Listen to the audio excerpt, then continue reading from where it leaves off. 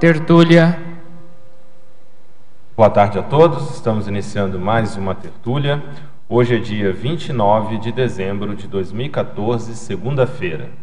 O verbete é número 3251. Ele é constituído de 9 páginas, 51 logias e 18 máximos. O título é Poder Judiciário, da especialidade Direitologia. E aqui vai ser defendido pela verbetógrafa estreante, a professora Maria Eugênia Luz. A professora Maria Eugênia Luz, ela é brasileira, natural de Pinheiros, no Espírito Santo, graduada em Direito, especialista em Metodologia do Ensino Superior. Ela é voluntária da Conscienciologia desde 2004 e docente da Conscienciologia desde 2005. Definologia. O Poder Judiciário é o órgão público detentor da função típica de julgar, conforme o ordenamento jurídico instituído pelo Estado, visando a garantia dos direitos individuais e coletivos, a fim de promover a paz social. Na pensenologia, nós destacamos os seguintes itens: o holopensene pessoal da justiça, o holopensene do sistema judiciário, o holopensene da jurisdição patopensênica, o holopensene da jurisprudência cosmoética. Na fatologia, o poder judiciário, a decisão fundamentada, a justiça restaurativa, a reconciliação entre os litigiantes promovida pelos magistrados, resgatando laços afetivos, a condição do infiltrado cosmoético. Na parafatologia, o poder parajudiciário, a ignorância parapsíquica dos agentes jurídicos e antijurídicos, ocasionando interprisões grupocármicas multiexistenciais, a inabilidade parapsíquica do juiz, do promotor de justiça e do advogado para captar os aspectos subliminares do conflito, na maioria das vezes ocultos pelas partes. A aceitação excepcional do fenômeno da psicografia em tribunais do júri, as lides multisseculares solucionadas no judiciário. A divisão detalhismo é constituída por 27 seções. E na divisão argumentologia, nós gostaríamos aqui de trazer 2 destaques. O primeiro deles é o tópico influências. Eis 2 teorias mais influentes do poder do Estado constitucional moderno. E também o tópico aperfeiçoamento, onde são apresentadas 29 ações, campanhas e projetos idealizados e coordenados por magistrados e servidores, no intuito de aperfeiçoar o funcionamento do Poder Judiciário no Brasil. Então, são 29 aqui itens. Na remissiologia, nós chamamos atenção para os seguintes verbetes: advocacia interassistencial, juiz existencial, legislogia, mega responsabilidade e paradireito. A frase enfática: a morosidade e a miopia cosmoética do Poder Judiciário no Brasil, produto da estrutura orgânico-administrativa anacrônica, dificultam o desempenho sincronicado com o bem-estar social. A questionologia: você, leitor ou leitora, está satisfeito com o Poder Judiciário atual? Já pensou sobre a justiça fundamentada no princípio da cosmoética, norteada pelas leis paradireitológicas? A filmografia traz referência de um filme. A bibliografia apresenta 13 indicações. E a webgrafia também. Nós temos aqui 13 sites para a pessoa obter mais informações. Na mega-análise, nós temos os seguintes destaques: justiça, sistema, tribunal, sociedade, bem-estar, mega-freio, julgamento, conciliação, reconciliação, discernimento, ortopensenidade, legisologia, direitologia, criminologia, psicopatologia, intrafisicologia, paradireitologia, reeducaciologia, cosmoeticologia e parasociologia. Bom, Maria Eugênia, nós temos sempre por hábito solicitar ao verbetógrafo que, antes de começarmos aqui a responder as questões, apresente os motivos, as razões que levaram a escolher e escrever sobre o tema em questão. Você poderia, por favor, boa tarde colocar a todos. para a gente? Bom, primeiramente, foi uma vez o professor Valdo falando na tertúlia que nós, do direito, deveríamos escrever mais sobre o Poder Judiciário. E eu peguei essa responsabilidade para mim. Então, ano passado, né, comecei a fazer o curso de verbettografia, mas aí não terminei, por causa de mudanças, enfim. Mas eu coloquei 2 temas, inclusive esse seria o segundo, mas acabou sendo aprovado primeiro. Então, esse foi, e em razão também de eu estar aí nesse contato direto ou indireto com o judiciário, quase 20 anos. Então, eu falei, eu tenho alguma experiência, né, para começar a pesquisar. Foi isso. Legal. Então, vamos aqui à primeira questão, teletertuliana. Essas são questões de Curitiba. A verbetógrafa professora Maria, estrangeirismologia, na página 1, final da primeira linha. Poderia explicar a repercussão do leading case? O leading case ele é mais usado no common law, né, que é o direito norte-americano e de alguns outros países. Nós não temos muito o hábito, né?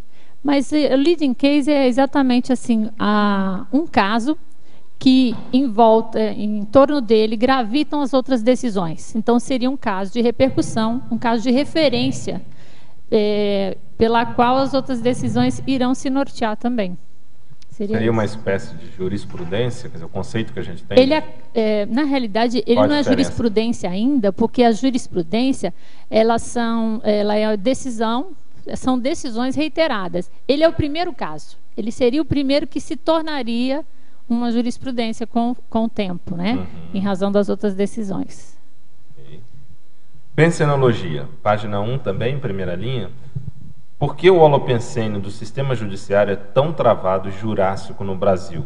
Como mudá-lo para melhor? Não é só no Brasil. Vocês vão ver, depois tem aí a pesquisa que eu fiz em 66 países. O melhor judiciário é da Suécia. E o nosso está em 26º lugar. Mas, assim, o judiciário ele tem aí as raízes no direito romano, né? Pelo menos o nosso, principalmente. E é um sistema complexo. Nós não podemos dizer que é só a responsabilidade do judiciário. Então, existe o poder judiciário, existe o poder legislativo, quem faz as leis, e existe o poder executivo também. Então, é um emaranhado de situações. Aí existe também, nós não podemos deixar de colocar a falta de habilidade que nós, brasileiros, temos para resolver conflitos. Né? Então vou para a justiça. As pessoas falam assim, eu vou recorrer à justiça. E ao invés de pensar, de ponderar as coisas, de tentar resolver da melhor forma esse conflito no diálogo. Então, às vezes, pequenas coisas, por exemplo, furto de galinha, vai para o judiciário, sendo que isso poderia ser resolvido entre as pessoas. Então, uma peneira, fazer uma peneira. Então, são várias legal. situações. Tem a questão das leis, que também elas são muito, em algumas situações, alguns políticos, eles utilizam do clamor social. Aconteceu alguma coisa, por exemplo, a lei dos crimes hediondos, né? Então, aí a sociedade clama por justiça, então é tudo muito com base na emoção. E isso não é bom, né? Tem que ser mais racional. Uma lei, ela tem uma repercussão ao longo do tempo. E então a emocionalidade, na realidade, é para angariar votos. Então o político às vezes faz isso. Então tem a questão legislativa, tem a sobrecarga no judiciário em função da falta de habilidade das pessoas em lidarem, conversarem, tentarem dialogar. E então assim, é muito complexo, né? Então são vários fatores. E também o excesso de recursos que nós temos. Agora a gente já foi aprovado o Código de Processo Civil, vai entrar em vigor nesse próximo ano, né? Então, também isso. Então, formas protelatórias, né, as chincanas jurídicas, as manobras que os advogados utilizam, isso também é um fator que acaba assoberbando o judiciário. No novo Código Civil, isso será Código de Processo Civil. Será reduzido. Isso, então vai ser mais célere. Pelo menos essa é a proposta, né, de ser mais rápido. As ações, os recursos, vai ter menos recursos, enfim. Seria isso. Professora Maria Eugênia, Estrangeirismologia, página 1, segunda linha. Poderia aprofundar o brocardo judex in causa própria nemo esse potest? Sim. Ninguém pode ser juiz em causa própria. E a seguir o rifão dormentibus non succurrit jus. O direito não socorre o que dorme. Isso. Você já explicou. Então, aqui, ninguém pode ser juiz em causa própria. Ele não pode julgar uma ação dele mesmo. Então, o juiz, se ele tiver alguma lide, algum conflito, vai ter que ser um outro juiz para julgar, não é ele. Isso aí é óbvio, né, dentro do judiciário. E o rifão dormientibus non succurrit jus é que a lei não socorre aos que dormem. Então, nós sabemos que dentro do judiciário tem prazo. Tem? Prazos a serem cumpridos. Inclusive, esse filme que eu coloquei aí, na Justiça para Todos, o advogado, é interessante, é de 1979, na época que o Al Pacino estava começando ainda, ele coloca essa questão de que, olha, o meu cliente é inocente, mas por causa de 3 dias que ele pegou a causa depois, então ele está sendo condenado. Então, veja, é uma situação, infelizmente, às vezes, a verdade formal, a formalidade, ela prevalece em detrimento da verdade real, em razão desse prazo. Então, a lei não socorre os que dormem porque tudo tem prazo, há prescrição, se a pessoa não entrar com ação judicial dentro daquele prazo, ela não tem como fazer isso depois. Então, tem todas essas questões. Por isso que não socorre os que dormem. Pensenologia, página 1, também, primeira linha. Gostaria que discorresse acerca do holopensene do sistema judiciário e, a seguir, do holopensene da jurisdição patopensênica. É tudo que envolve o sistema judiciário, né? Então, assim, o judiciário, as pessoas, em geral, que estão envolvidas nele, porque eu trabalhei também bastante tempo, não pensa no processo do holopensene, dos pensenes que gravitam dentro do judiciário. Então, eu tive uma vez uma juíza que fez um curso conosco, e ela falou, olha, eu saí do corpo e vi como é patológico o fórum, quantas consciex que tem ali. Então, não é só isso, né? O holopensene no sistema judiciário inclui tudo. Inclui os amparadores, inclui as consciex patológicas. Então, tudo isso gravita e falta aí mais informação em relação às pessoas que lidam no dia a dia, que é muito conflito. Então, onde tem muito conflito, precisa ter muita assistência. Então, esse holopensene aí, ele precisa ser melhorado. E o outro é patopensênico. Holopensene da jurisdição patopensênica. Então, aí já é patológico, né? Então, a parte patológica da jurisdição é aquilo que precisa ser assistido, é onde precisa ser feita assistência. Esse holopensene aí mais grosseiro, mais carregado do judiciário. Então, tudo isso envolve, quando você perguntou aí no começo por que é tão travado o judiciário, então existe toda uma carga negativa também, patopensênica, que também, olha só, às vezes é assim, às vezes o juiz está hiper bem intencionado, mas existe uma pressão extrafísica patológica muito grande em relação àquilo. Então, às vezes, aquele processo, ele não consegue sentenciar rápido, tem muita pressão em cima. Então, são situações assim que influenciam bastante também. Patologia, página 1, primeira linha. O que significa composição plural dos tribunais? A composição plural é porque, em primeira instância, existe o juiz que julga. esse é um juiz singular. Em segunda instância, ou nas instâncias superiores, vamos dizer assim, existe a composição plural, porque não é só um que julga, são no mínimo 3. Numa Câmara Civil, Câmara Criminal, é no mínimo 3. Então é por isso que é plural, não é só um que vai julgar. Essa reanálise ou reapreciar a decisão, ela é feita por mais de um, por isso é plural. Em geral, ele é um número ímpar, né, para não dar empate. É isso. É o voto de Minerva. Exatamente. Patologia, página 1, terceira linha, de baixo para cima. Poderia falar a respeito dos mutirões de conciliação? Os mutirões de conciliação, ele existe hoje no Brasil inteiro. E o objetivo é desafogar os processos que estão lá, né, assoberbada nos fóruns, enfim. Então, faz mutirão, os advogados, os juízes, eles pegam, tem semana do mutirão, semana da conciliação, por exemplo, e aí, com isso, julga num dia só diversas ações. Então, ajuda bastante a descarregar o judiciário. Para a fatologia, página 2, segunda linha, poderia relacionar os auto- e heterassédios pessoais com o tema do verbete? Os auto- e heterassédios pessoais. Veja, todo assédio, a gente já conhece aí, fala, né? Todo heterassédio, ele tem um início no autoassédio.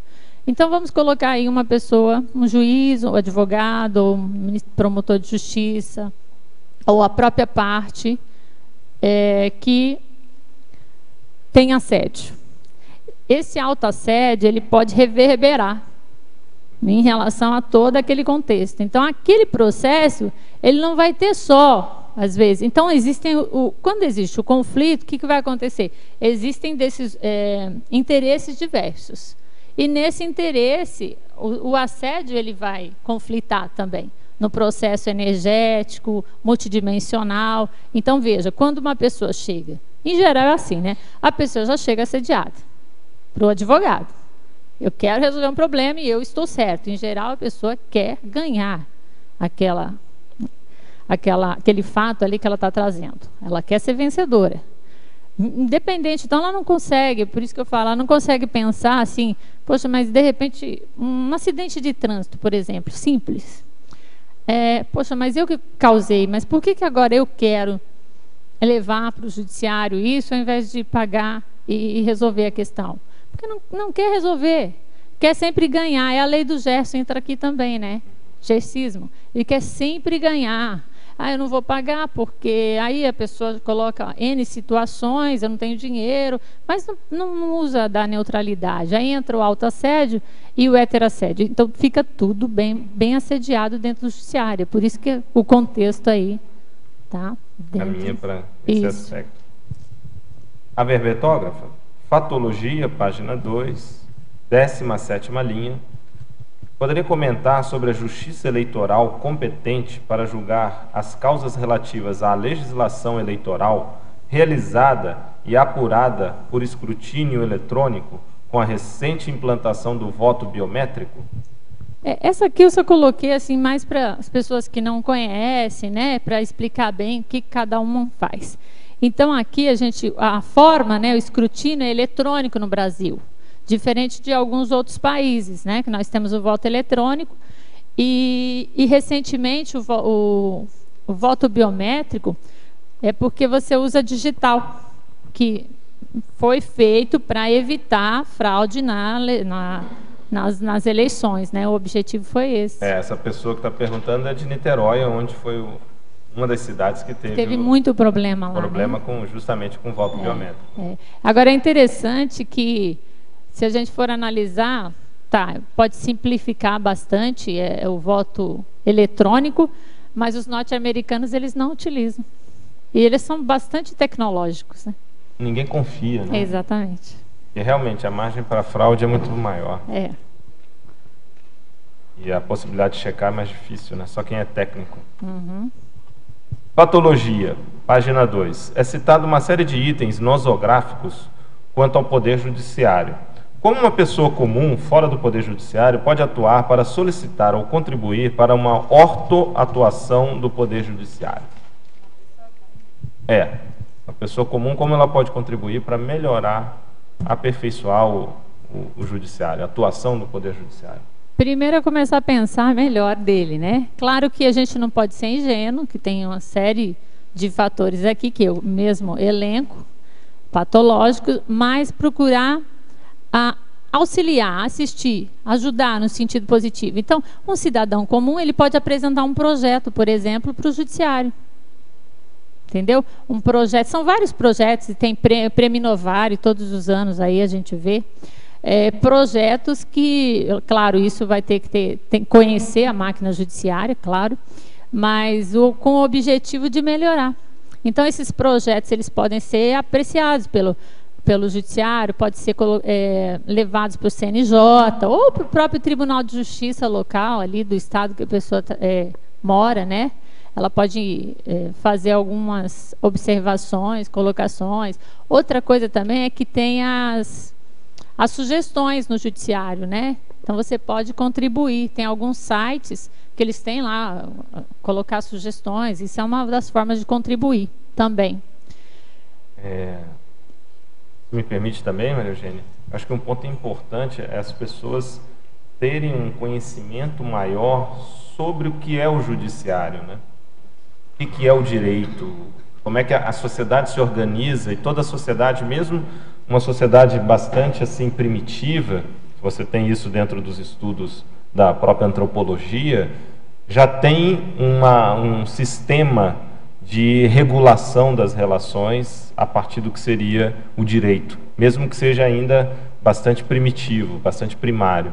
Então, essa noção, que eu acho que falta, isso deveria fazer parte do currículo, uma educação jurídica, não só no sentido de direitos, que isso é fundamental, né, já começaria por aí, obviamente, mas também no sentido de deveres, no sentido dos diferentes papéis. Eu acho que se houvesse uma conscientização maior da sociedade no sentido de uma educação jurídica, nós poderíamos ter, sim, uma melhoria significativa, né? Até porque melhoraria o holopensene, quando você aborda muito bem de pensar positivo, mas eu acho que se a pessoa compreende melhor, ela pode ver uma série de coisas. Por exemplo, vamos citar aqui um exemplo. No STF, nós temos o crucifixo. Certo? Isso é uma contradição, a começar pelo STF, que a função do STF é defender, em primeiro lugar, a Constituição Federal, né? Vocês me corrigem se eu estiver errado, mas o STF ele tem, em primeiro lugar, esta função, né? A questão da Constituição. E na Constituição se coloca que o Brasil é um Estado laico. A começar por aí. Então há uma contradição entre a própria função do STF e a Constituição que ele deve defender. Esse é o primeiro ponto. O segundo ponto é que é óbvio que numa pendência que vá parar no STF, ou numa instância inferior, mas vamos pegar o caso do STF, em que haja, por exemplo, entre os litigiantes, pessoas de religiões diferentes, aquela que não corresponde à religião católica, que o crucifixo é um símbolo católico, ela pode se sentir fragilizada, ou que não vai haver uma certa imparcialidade naquele julgamento, não é? Já tem projeto de lei, só que é dos pentecostais, com o objetivo de retirar a cruz. Só que cada um está puxando a sardinha para o seu lado, entendeu? Na realidade, o objetivo tem que ser neutro. Justamente, é a neutralidade. É a neutralidade. É porque quando se fala a laicidade, tem alguns que defendem o pluralismo, no sentido, então, colocaria todos, né? E outra questão da neutralidade, que eu acho que seria o mais coerente. Mas você vê que, aí é por isso que eu estou fazendo o link com essa educação jurídica. A maioria da população vê isso todo dia no Jornal Nacional, por exemplo, e nem se dá conta, porque a maioria é de base católica, aquilo passa a ser algo natural. Mas a pessoa ela pode ser lá católica e contra aquela condição, que não é o correto. Se ela tem essa noção jurídica, né, mais, vamos dizer assim, consciente, com maior conhecimento sobre o assunto. Né? também, em termos de educação, os tribunais, alguns tribunais, e nós, no que eu trabalhava, tinha esse projeto de ir até as escolas, os juízes, então eu coloco aqui dentro da fatologia, os juízes além dos gabinetes, desmistificar o judiciário, né, porque muitas pessoas têm medo de entrar no judiciário, isso é um problema, inclusive os estagiários com quem eu trabalhava, né, que eu também leciono, às vezes falavam, hoje nós vamos para o judiciário, então vamos organizar, semana que vem a gente vai para o judiciário, e todo mundo, como é que vai ser, entendeu? Então, desmistificar e explicar que o judiciário está ali para ajudar, para servir, quando necessário. Então, os juízes iam, os servidores iam, faziam teatrinho também, para as crianças entenderem as questões jurídicas. Então, isso é feito em alguns tribunais, que ajuda bastante. Porque a pessoa, inclusive, até instiga aquele aluno, no nível primário, aí, fundamental, secundário, a fazer direito, de repente, entendeu? Ou então, a ele ser um cidadão, que isso é preciso ser mais disseminado dentro do Brasil, é ele ser um cidadão político, conhecedor das questões jurídicas. E o direito é fundamental nisso. Entende? Então, isso aí vai ajudar bastante. Porque você comentou da pessoa fazer o direito, né? Depois querer seguir a carreira jurídica. Mas o direito em si, isso que eu estou pensando, ele é muito mais do que só para quem queira seguir carreira. Quer dizer, qualquer cidadão, ele tem que ter noção que a sociedade está estruturada, não existe sociedade sem o direito. Forma que for, mas não existe sociedade sem o direito. Quando nós nascemos, nós precisamos primeiramente de uma certidão de nascimento. Então aí a gente já está formalizado, já é uma questão jurídica. Quando nós morremos, precisamos de uma certidão de óbito. Então, independente de infringir a lei ou não, violar a ação de lei, nós estamos o tempo todo precisando de alguma coisa das questões legais e jurídicas. Então, não tem como, não quero nem saber do judiciário. Como se ela não precisasse, não utilizasse isso no seu dia a dia. Né? Direito consumidor, por exemplo, você vai comprar uma coisa que seja pequena no supermercado, se tiver um defeito, às vezes a pessoa não reclama, nós somos tímidos ainda em relação aos direitos e não temos conhecimento em relação aos deveres. Isso é muito sério. A verbetógrafatologia, página 2, final da 19ª linha, de baixo para cima. 19ª linha, de baixo para cima. Pode exemplificar o antijudiciário? 19ª, de baixo para cima.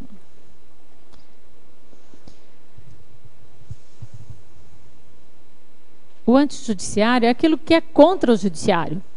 Então, vejam, se eu falo, o judiciário é para quê? Para decidir as questões legais e fazer justiça. Então, tudo que, de algum modo, por exemplo, entrando a corrupção, é um antijudiciário. A corrupção seria dentro do judiciário, seria o antijudiciário. Tudo que é contra a justiça seria o antijudiciário. Seria isso. Parafatologia, página 2, final da 1ª linha. Pode exemplificar a atuação do poder parajudiciário? Parafatologia, desculpa. Página 2. Sim. Final da 1ª linha. Pode exemplificar a atuação do poder parajudiciário? Então, se nós formos analisar, é aquilo que a gente já estava falando, né, a falta de conhecimento do extrafísico, da multidimensionalidade. Então, não existe só o judiciário intrafísico, e existe o judiciário extrafísico, multidimensional. Então, aí inclui os amparadores dentro desse trabalho, né, para ajudar no processo assistencial. Então, o parajudiciário estaria mais convergindo com as questões paradireitológicas, cosmoéticas, com o objetivo de resolver da melhor forma possível, né, aquela situação. Então, seria um judiciário extrafísico. Perfeito. Sinergismologia, página 2, 2ª linha. Como um servidor judiciário pode aumentar o sinergismo com paraservidores judiciários? Oi? Página 2, sinergismologia. Como um servidor judiciário pode aumentar o sinergismo com paraservidores judiciários? A partir do momento que ele pense no melhor para todos. Então, o que eu estou fazendo aqui? Como que eu posso melhorar? Como eu posso contribuir de uma forma neutra? Outra forma também é não contribuindo com a corrupção, não sendo conivente também, porque às vezes ele não contribui, mas também não fala, né? Hoje a gente tem o CNJ aí no controle externo do judiciário, então as questões de corrupção podem ser levadas até ele. Então seria, de forma, em geral, o servidor do judiciário, ele pode ajudar na questão pensênica, né? O que eu posso... Né? Quando eu entrava no meu trabalho, por exemplo, eu pensava, eu trabalhava com energia e pensava, o que eu posso fazer melhor hoje? Quando eu pegar um processo, né? Como é que eu vou fazer essa leitura no sentido de melhor para todos? É isso. Então, e não sendo conivente, não sendo corrupto, sendo mais proativo, fazendo também, levando projetos. Eu também fiz projeto dentro do judiciário, né, para trabalhar aí dentro das questões de comunidades também carentes. Então, são várias formas de ajudar, de contribuir. Okay.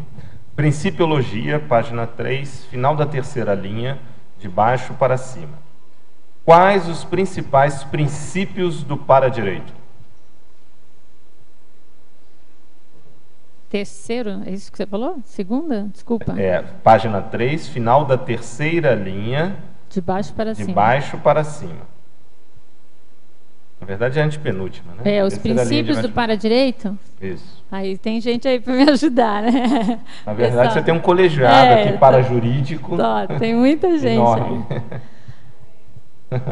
Aí. Dentro aí, a gente poderia colocar a cosmoética, não é?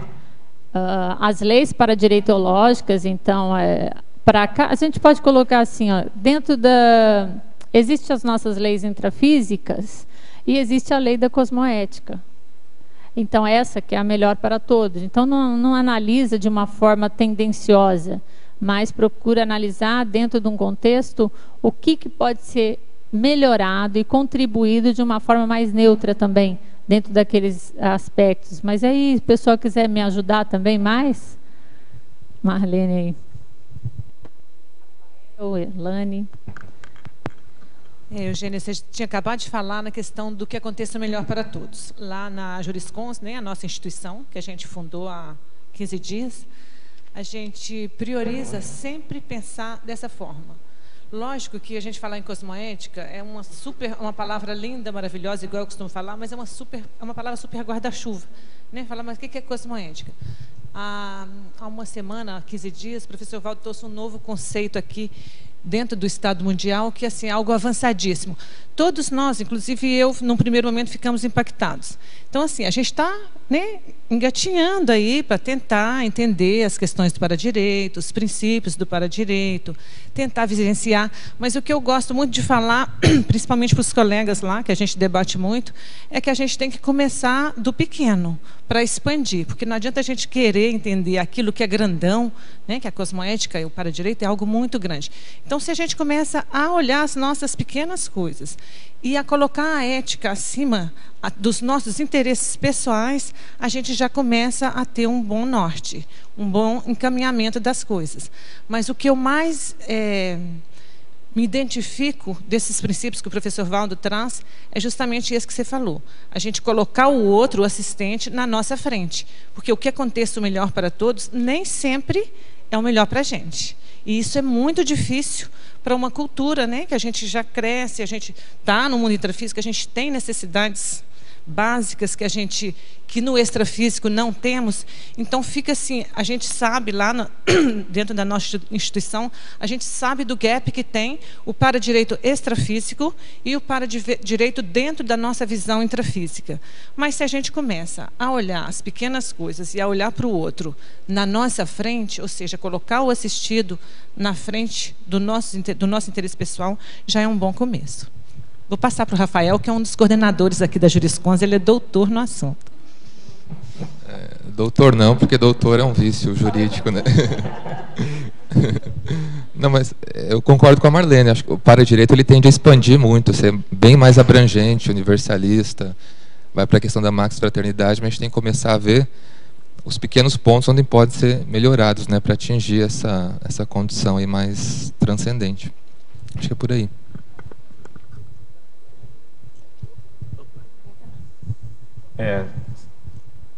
É dentro disso? Vamos lá. Completando o que a Marlene falou, nem sempre é o melhor para nós. Mas eu já me peguei nessa situação, quer dizer, quando você abre mão, faz concessão, às vezes você se sente desconfortável, porque aí você entra no para-direito. Eu tenho que abrir mão aqui porque é o melhor para todos. Essa é uma das situações. Quando é você espera aí. Eu tenho que abrir mão para o melhor para todos. O que a Marlene falou é muito importante, né? Lógico que existem os princípios aí da cosmoética, mas a gente tem que se analisar todo o tempo o que a gente está fazendo em termos de éticos mesmo. Se a gente for analisar questões éticas Às básicas... vezes há falhas éticas, muito mais cosmoéticas. Né? Exatamente. Então isso é muito importante, porque a cosmoética ela não vai entrar se não tiver ética. Eu queria só dar aqui a minha contribuição como aspirante, de estudante de direito, e para direito, sobretudo.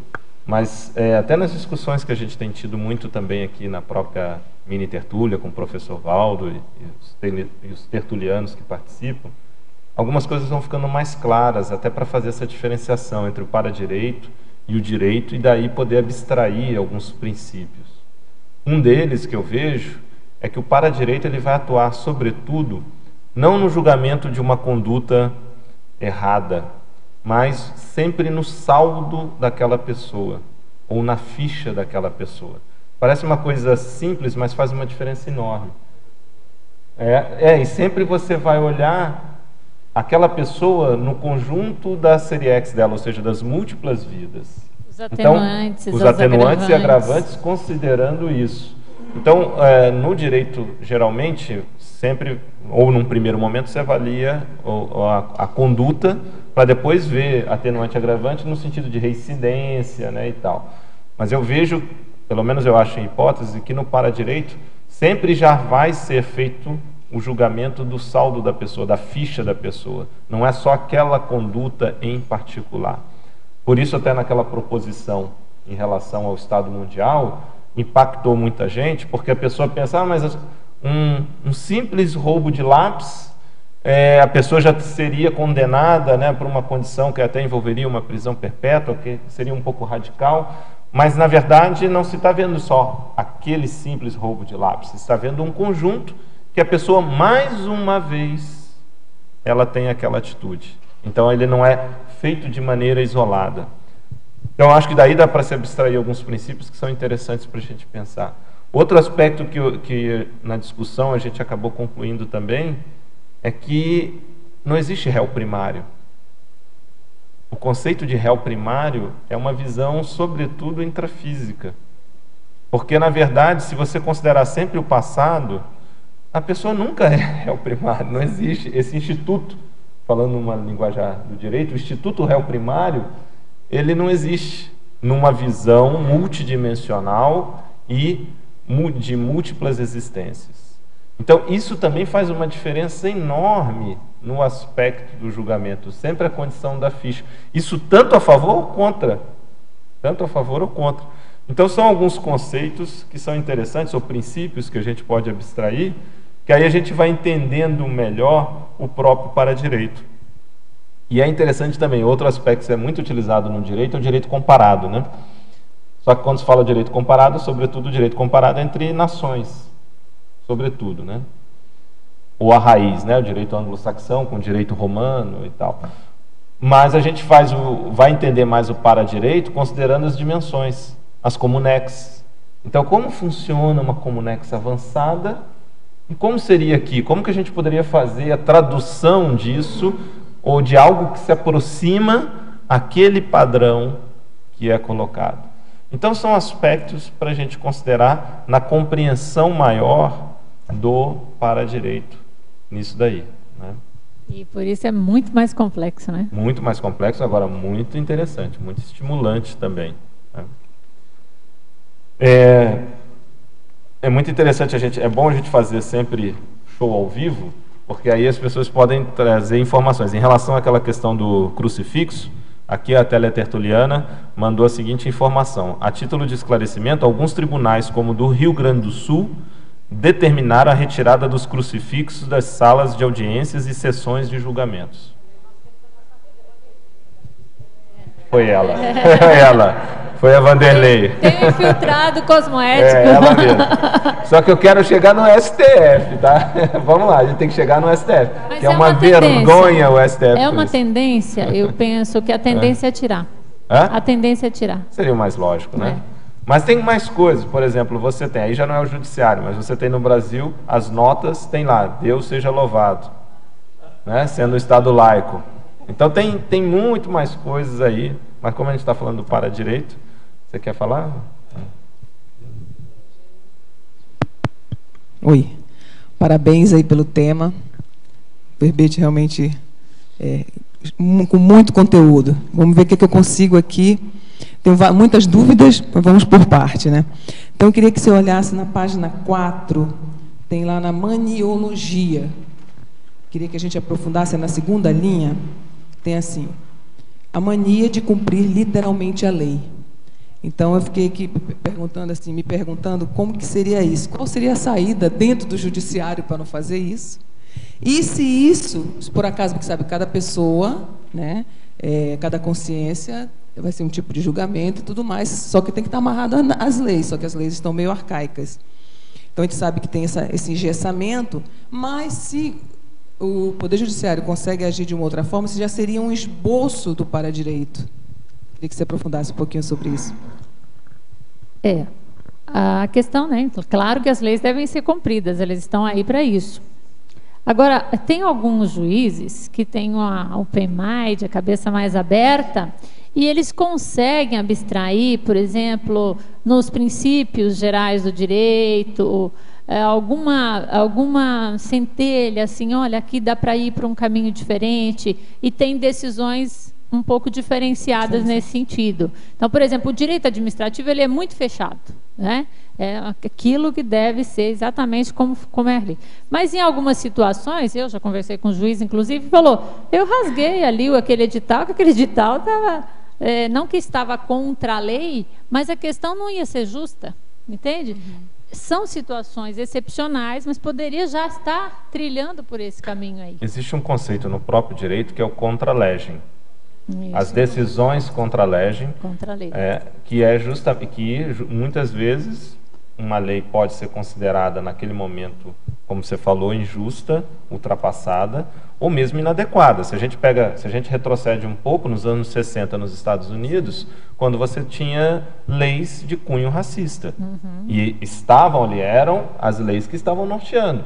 Quando você tem até aquela questão da Parks, né, da Rosa Parks, que ela se eu não me engano esse é o nome dela, se recusa a sentar no banco de trás, no ônibus, e dali desencadeou todo um movimento, e era lei, era obrigatório o negro sentar atrás e deixar o lugar para o branco na frente. Quer dizer, naquele momento as pessoas tinham consciência que aquilo era injusto. Então, o império da lei nem sempre...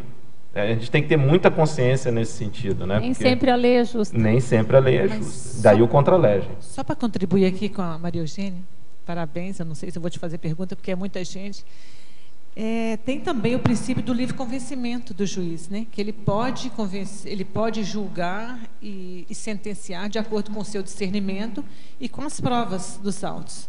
Então, ele tem saída, assim. É que a maioria não está muito interessada em bancar uma conduta mais ousada. Eles preferem colocar a culpa mesmo na lei, que é mais fácil.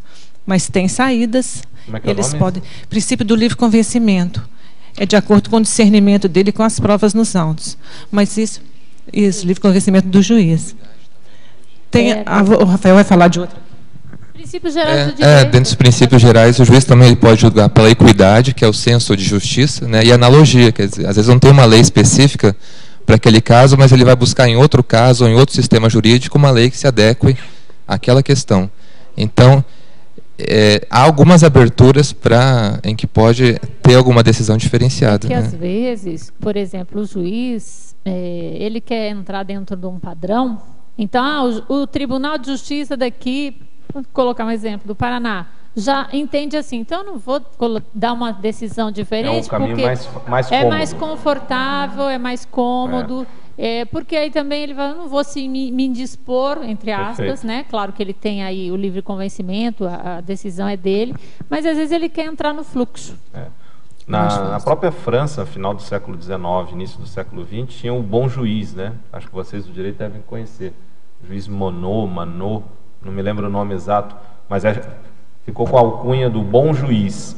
E ele é um dos maiores exemplos quando se fala de contra-legem, porque ele define, ele foi motivo, as decisões dele serviram de razões para modificar até o sistema judiciário francês, porque ele já tomava decisões indo contra, por exemplo, a questão de diferença de classes, que muitas vezes a lei era para facilitar ou para defender mais o rico do que o pobre.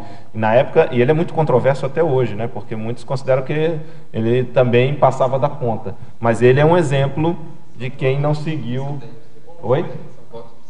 São votos o bom juiz. O apelido dele é o bom juiz. Eu trabalhei com um desembargador, né? Que eu fui assessora de desembargador, que o nosso gabinete trabalhava mais porque eram muitos votos divergentes para ser feitos, né? Mas ele não se cansava. Ele falava, não, eu estou fazendo o que eu penso que é o melhor. Perfeito. Lógico, deixa eu só acrescentar um pouquinho, uma outra aqui. Eu queria que você visse também na mitologia, está mais ou menos na mesma linha, o que seria o mito do julgamento justo.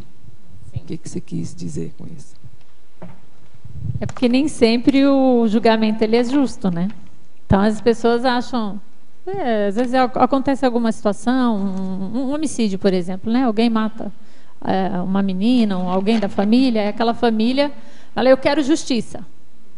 Como se aquilo fosse a justiça. Então, veja, quando a gente fala mito do julgamento justo, é porque está analisando só a questão intrafísica. E, às vezes, o que é justo, aparentemente justo intrafisicamente, ele não é justo. Extrafisicamente, multidimensionalmente, dentro daquele contexto.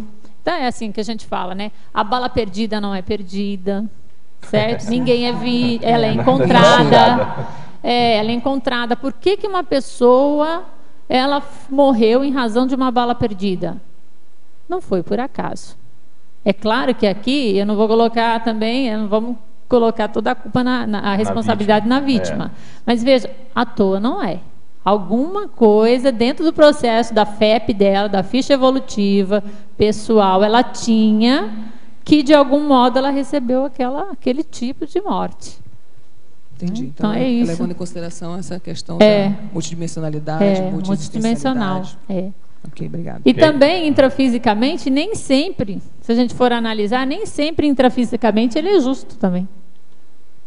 Por quê? Porque tem a questão da verdade formal em detrimento da verdade real. Então, se prima mais pela forma do que pela realidade. Isso aí também pode dar problema. E uma das partes sempre vai se sentir injustiçada. Sempre. Ainda tem mais essa. É muito difícil a gente encontrar alguém que, eu fiquei muito satisfeita porque eu perdi a minha ação no judiciário, né? Eu fui condenada e estou muito feliz por isso, porque o judiciário fez justiça. Né? Mas às vezes, posteriormente, depois que a pessoa passou por aquela situação, às vezes, em casos raros, né, ela pode, não, realmente eu merecia aquela condição. Né? Verdade. Tecnologia, página 3, primeira linha. Quais técnicas jurídicas podem ser aplicadas pelos servidores judiciários no Poder Judiciário? Quais técnicas jurídicas podem ser aplicadas? As técnicas jurídicas. Pelos servidores? Pelos servidores judiciários no Poder Judiciário.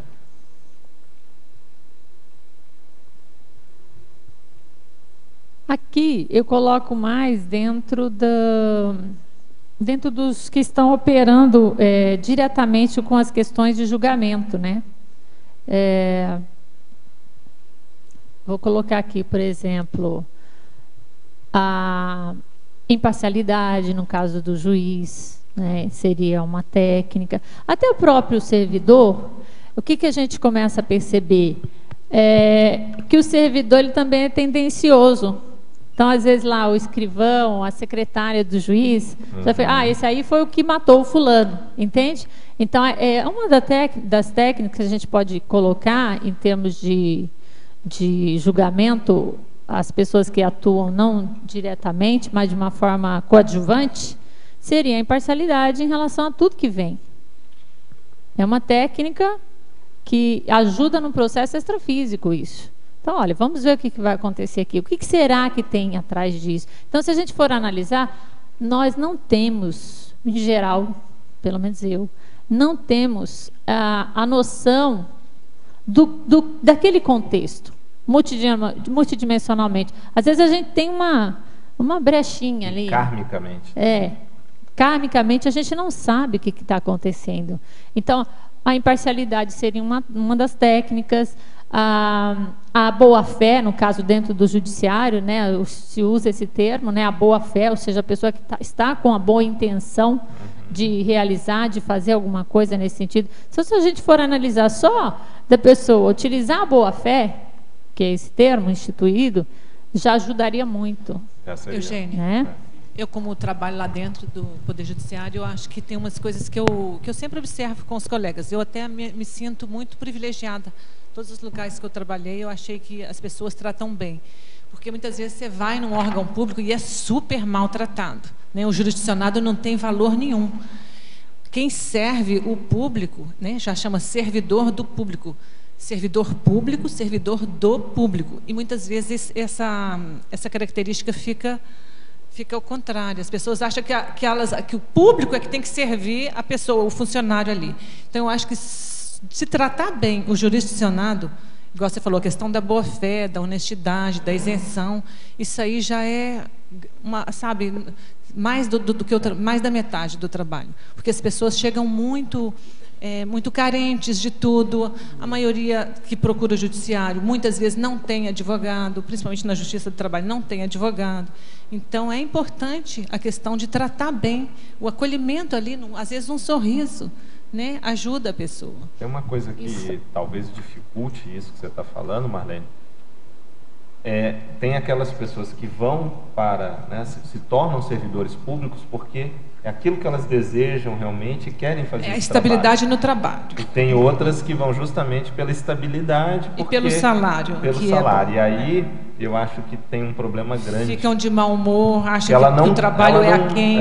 Ela não está ali pelo serviço em si. Não, ela está ali pelo dinheiro. Então isso faz uma diferença. E ela esquece uma coisa, né? Quem está pagando o salário dela é o público. Exatamente. Eu gosto da expressão servidor do público. Exatamente. Eu sempre falo com os colegas. Isso é muito importante. Então, o servidor, bem colocado, a Marlene falou isso aí também, eu vivenciava bastante.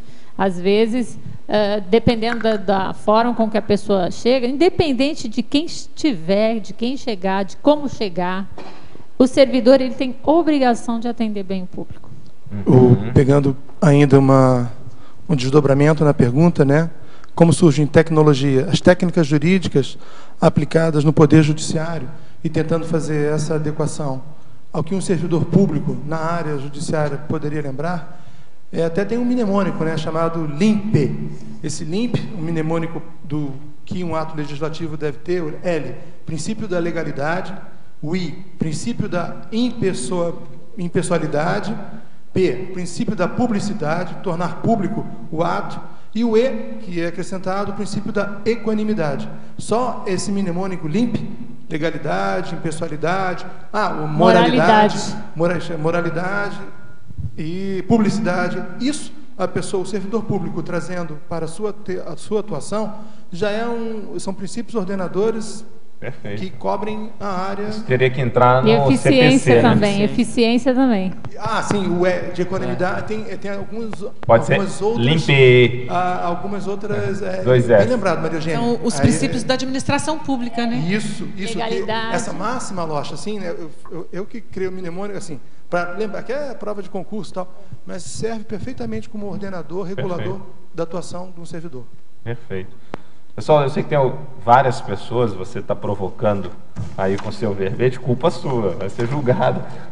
Maria Eugênia, tem várias pessoas aqui querendo perguntar, eu vou só fazer aqui algumas perguntas dos teletertulianos e já passo para vocês todos, tá? Só para a gente aqui rapidinho tentar responder mais objetivo e aí depois a gente já abre de novo para todo mundo. Tecnologia também, página 3, primeira linha, pode explicar a técnica da hermenêutica do direito? É a técnica da interpretação das leis, né? Então, a forma com que interpreta. Então, quando foi a pergunta da Lânia aí, cumprir literalmente a lei. Mas a lei ela tem que ser interpretada. Tem que ver o contexto em que ela foi... no caso aí, que ela passou a vigorar, então tudo isso.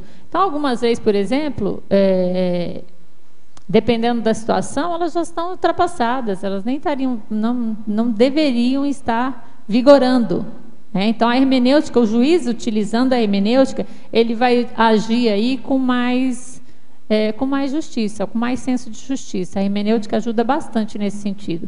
Ele vai interpretar a lei de acordo com como ela foi feita, qual era o objetivo, qual era o contexto, enfim, tudo Perfeito. Isso. Uhum.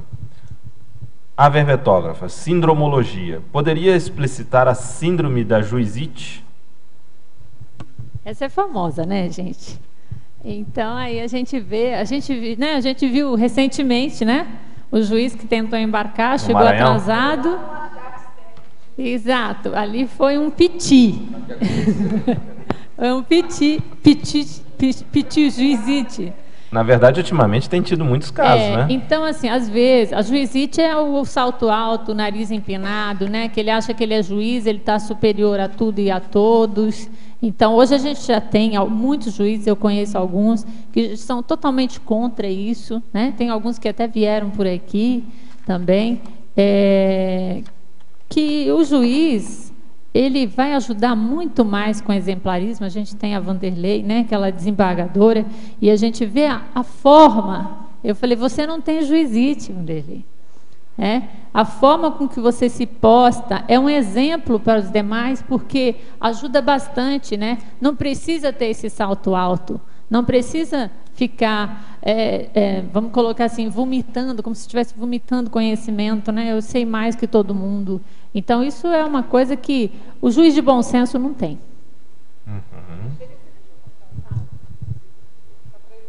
Da TAM, né? Agora foi da TAM, ficou famoso porque saiu no jornal. Mas, gente, acontece assim, em tudo que é lugar. Há uns 2 meses eu viajei e eu estava em BH e tive que pegar um ônibus, porque em BH, quando está chovendo, você não consegue pegar um táxi. Aí eu peguei um ônibus e dentro do ônibus tinha um juiz também. Quer dizer, pelo menos ele falou que era. Então eu passei, paguei minha passagem. Quando ele sentou na frente, quando o trocador, ele falou alguma coisa com o trocador e o trocador só falou assim, então me apresenta a carteira. Ele só falou isso, o trocador. Aí ele não quis apresentar a carteira e fez um escândalo com o trocador, porque o trocador pediu para ele se identificar. Ele tinha falado que era juiz e o trocador apenas pediu a carteira para mostrar. Ele fez um escândalo, ele xingou todos os nomes que vocês puderem imaginar, que nem eu nunca tinha ouvido, tanto palavrão junto. As pessoas é a hermenêutica do palavrão. As pessoas no ônibus, tinha gente que quase sentiu um infarto de tanto que ele gritava. Aí ele mandou o motorista parar, porque falou assim, eu vou mandar prender esse trocador, agora para que eu vou chamar a polícia. Desse jeito. E o motorista nem ligou para ele e o povo começou a xingar ele. Não, bota ele para fora. Bota ele para fora. Eu passei um medo danado, eu falei, pronto, vai ter um linchamento aqui dentro do ônibus, o que eu estou fazendo aqui? Alene, nada é por acaso. O que eu estou fazendo aqui? Nada é por acaso. Maria Eugênia já tinha falado. Quando ele parou no sinal, porque ele parou no sinal, ele não parou, o motorista não obedeceu a ordem, ele parou no sinal, aí ele desceu, o juiz desceu e não fez nada. Aí nós ficamos assim, será que era juiz mesmo? Porque ele não apresentou a carteira. Então, provavelmente era, porque o ataque era grande demais, se não fosse. E eu fiquei horrorizada, gente, porque quando aparece na Globo, muitas vezes eles já, né, aparece na televisão, eles já filtram muita coisa. Então, eu já assisti muita coisa assim, inclusive na rua, não é só dentro do Poder Judiciário. Dentro do Poder Judiciário eu vou abafar, não vou contar, não. Mas esse foi na rua, foi público, todo mundo ali que estava ali viu. era uma coisa que a gente tem que falar mesmo do assunto. Porque tem o caso ainda lá de tem. Búzios, né? Que ele também, que a guarda de trânsito parou ele no trânsito, algum problema lá. Esse de Búzios, que tem saído toda hora na mídia também, né? No Rio de Janeiro. E ela perdeu, inclusive, porque ela falou, o juiz não é Deus, né? O juiz não é Deus, mas ele também tinha... Então é um problema isso. Isso aí tem que ser trabalhado. Corporativismo, né? Aí tem o corporativismo. Entra aí uma condição séria. A verbetógrafa, fatologia, página 1, segunda linha, pode citar exemplos relativos à implantação de métodos adequados de solução de conflitos diversos da decisão judicial? Vem o seguinte, porque assim, a decisão judicial é aquilo que o juiz decide, então existem as partes contrárias e chega até ele e ele vai decidir. Os métodos, poderia ser mediação de conflitos, né, o mediador, os conciliadores, então aqui depois eu coloco a justiça restaurativa, né, os centros judiciários de soluções de conflitos e cidadanias. E a justiça restaurativa é uma coisa bem interessante, e foi dada uma palestra esse ano aí na Juriscons, né? Justiça restaurativa tem um verbete, mas o dele é outro. Princípio da restauração evolutiva. O Justiça Restaurativa tem um verbete que foi... Quando eu escrevi o meu, ele ainda não tinha, por isso que eu não coloquei aqui na remissiologia, mas é uma forma interessante porque ela busca resgatar laços afetivos. Então, o que acontece hoje? O judiciário está muito preocupado com resolver as questões processuais, certo? E dizer de quem é o direito. Dentro da justiça restaurativa, ela busca, por isso que fala restaurativa, né? Busca restaurar os laços. Então, aqui, ó, eu tenho esses anais aqui, do implantação da justiça restaurativa como política de pacificação social em Caxias do Sul. Então, ela iniciou aqui no Brasil, no Rio Grande do Sul. Oi? Não é. Eu não lembro mais. Qual o nome da pessoa que escreveu o verbete de justiça restaurativa? Se alguém lembrar aí, depois me fala. Não foi. Bom, mas enfim. Oi? Ana Pereira. Isso. Ferreira, ok. Então, ela escreveu, então, quem quiser aprofundar mais pode ver esse verbete, mas então, foi em 2005, então, falando sobre formas diferentes da decisão, em 2005 começou a se pensar numa forma de comunicação não violenta, né, em Caxias do Sul. E daí, claro, houve tem um trâmite aí, até agora, inclusive um contato com o Canadá, teve uma palestra, os canadenses vieram para falar também sobre a justiça restaurativa. Então, vejam, aqui tem vários exemplos. Eu posso colocar um em que havia briga de meninas, uma briga de meninas na escola, e essa briga cresceu de tal forma que ficou briga de família.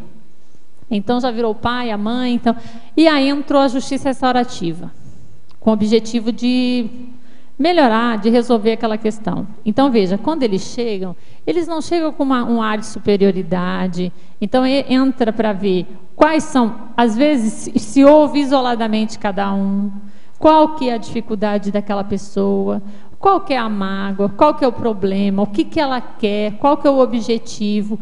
E depois se coloca a vítima e, no caso, o autor aí da infração, para que o autor ele ouça os anseios daquela vítima, ele ouça o que ele causou, qual o problema, qual a dimensão daquilo, e até também redimensionar, fazer a pessoa repensar, esclarece de tal forma para que ela mostre que aquilo não é tão grande quanto ela está colocando, ou seja, as questões, elas tomaram dimensões com uma amplitude totalmente desnecessária. E aí a pessoa cai em si. Então, a justiça restaurativa, ela visa resgatar esses laços afetivos, e às vezes as pessoas voltam a ser amigos, inclusive nesse caso aqui, as famílias voltaram a ser amigas. Então, sim, tem várias situações aqui. Então, são formas diferenciadas da decisão judicial. Ok. Patologia, página 2, 21ª linha. A favor de discorrer sobre o Tribunal de Nuremberg, 1946, símbolo dos crimes contra a humanidade. Bom, tem um filme, quem quiser assistir também, né, que chama Tribunal de Nuremberg, que foi logo após a Segunda Guerra Mundial. Os nazistas, eles foram julgados, né, de uma forma que foi um tribunal de exceção. Na realidade, o tribunal ele foi feito de fachada justamente já para condenar. Então, não é a melhor forma, né? Então, o Tribunal de Nuremberg, ele foi das formas também, ainda não existia a ONU, né, Rafael? Foi logo depois de 47, 48, né? Então, veja, eles fizeram a mesma coisa que os alemães fizeram com eles, né? Então, assim, não é dessa forma, foi de uma forma totalmente parcial, e os alemães foram julgados, todos, claro, condenados, com exceção de, acho que de algum ou outro, mas foi uma forma, o Tribunal de Nuremberg é uma forma cadê aqui meu óculos? Qual que é a linha mesmo? Símbolo de crimes contra a humanidade. Veja, teve crimes contra a humanidade antes, né, em relação aos judeus, e depois teve em relação ao próprio nazismo. Então, assim, o que resolveu isso tudo? Dimensionalmente. Qual o problema que foi resolvido? Nenhum. Criou um problema resolvendo o outro, né? Então, isso também deixou uma repercussão problemática, né? Multidimensional, energética, de consciência envolvida nisso tudo. Mas quem quiser assistir o filme pode entender melhor. Interessante essa experiência, porque ela cria um precedente de uma justiça penal internacional, né? Então, a partir dessa experiência, criou-se depois o Tribunal Penal Internacional, que hoje é situado lá em Haia e julga também esses crimes contra a humanidade, né? Crimes de genocídio. Para se evitar que acontecesse. Um saldo positivo, isso. O saldo foi. Para se evitar. Isso, para se evitar que isso novamente se acontecesse. Isso. E a própria tipificação, né, do crime contra a humanidade, né? O que seria crime contra a humanidade, né? Como seria a tipificação? A classificação. Isso, ele dá porque até então, classifica o crime. Não se usava isso, quer dizer, não era corrente, pelo menos. Isso, cria o tipo penal aplicável, né, a nível internacional. Isso que é interessante. Então, nesse sentido, porque até então também não havia nem a ONU. Havia antes a Liga das Nações. Foi em 1948, né? Não tinha a referência. Mas vamos lá, a gente ainda tem bastante pergunta aqui, mas vamos fazer o seguinte, por idade e depois por mais alguém aqui. Vamos lá. Obrigada. Parabéns. Maravilhoso esse teu verbete, ele é de uma forma simples e muito esclarecedor. Eu tenho uma pergunta que me intriga muitas vezes. Ele está na questão da culturologia, a cultura da impunidade. Como que o judiciário trabalha essa questão na SOCIM? E como agora essa nova IC também procura trabalhar essa ideia, para mudar essa ideia na SOCIM também? Bom, a cultura da impunidade é um problema sério que nós temos, né? Então, muitas vezes que a gente percebe é que existe, algumas pessoas elas infringem as leis, violam as leis, porque sabem que não vai acontecer muita coisa com elas. A certeza então, na certeza que não haverá uma punição, né? Principalmente os crimes de colarinho branco, né, cometidos aí. Como é que a gente pode resolver isso? Individualmente, a gente pode, cada um fazer a sua parte. Isso aí é sem dúvida. E ser juriscons, o pessoal pode falar, né? Mas assim, essa nova IC, Juriscons, trabalha a questão da cultura da impunidade, também na SOCIM, porque é uma cultura. E como se pode trabalhar isso? Porque a gente sabe que a educação é que muda tudo. E para vocês que lidam nisso, porque os superiores, eu vejo também a instância superior do judiciário, como é que eles se sentem perante essa cultura? Se a lei existe, mas... Quer falar? Questão interessante, que ela deve ser abordada assim, mas nós não temos ainda um projeto específico para isso, né? O que nós temos são agora algumas iniciativas de trabalhar com a tarefa de esclarecimento, a educação tanto de base jurídica como de parajurídica com paradireito. E a gente está buscando agora trabalhar muito com a questão, com a SOCIM, com a questão da mediação de conflitos. Então, a gente... Eu tenho uma sugestão para vocês. Tá. Mas uma sugestão quando puder ter futuramente, em algum momento. Fazer um observatório da impunidade. Se tiver, então vocês têm que falar. Então está fazendo já. Mas um observatório da impunidade, e isso poderia ser um documento emitido anualmente pela Juriscons, relatório, né? Um relatório onde constaria aí tudo que o índice, qual é o índice de impunidade no Brasil, ou dividido pelos tribunais. Isso seria muito interessante em relação ao que ela está perguntando da atuação da Juriscons na SOCIM. Observatório da impunidade. Infelizmente, aqui no Brasil, a gente ainda tem... vige ainda... por que vige a cultura da impunidade? Porque quem tem o melhor advogado acaba conseguindo melhor êxito. É o caso do mensalão que a gente viu aí, né? Então, com isso se cria essa cultura. Inclusive também, como o judiciário... Então, existem várias questões. O judiciário é lento, às vezes a pena prescreve. Então, tem muitas situações que envolvem que, ou às vezes, por exemplo, as ações, os fatos nem chegam até o judiciário por falta de elementos lá na polícia judiciária, anterior ao judiciário. Muita coisa nem chega até lá. Por falta de colheita de provas, a forma adequada de colheita de provas, ou o momento adequado. Então, veja, um bom advogado, ele consegue as manobras jurídicas que vai eventualmente ocasionar numa prescrição, ou seja, a pessoa não vai responder aquela ação, né? Então, tudo isso é um problema sério. O que você falou ainda anteriormente do excesso de recursos. Excesso de recursos, então, o judiciário assoberbado, tudo isso, né, contribui para essa nossa cultura. Nicola, é isso? Tenho 4 perguntas rápidas. A primeira é na página 2, em Fatologia, na 19ª linha, de cima para baixo. Podia explicar a justiça militar julgando os crimes militares definidos em lei? Sim. É que aqui eu coloquei o que cada justiça faz, né? Então, existe a justiça do trabalho, que a Marlene falou que ela trabalha. Eu trabalhava na justiça comum. E, no caso, a justiça militar, ela vai julgar... Existe no Brasil uma justiça militar arcaica, ao meu ver, né? Data vênia, mas... E que vai julgar só os crimes militares, cometidos por militares. Então, é isso. Tá? Na 27ª linha, de cima para baixo, ou 13ª, de baixo para cima. Tá. Conforme ao gosto do cliente.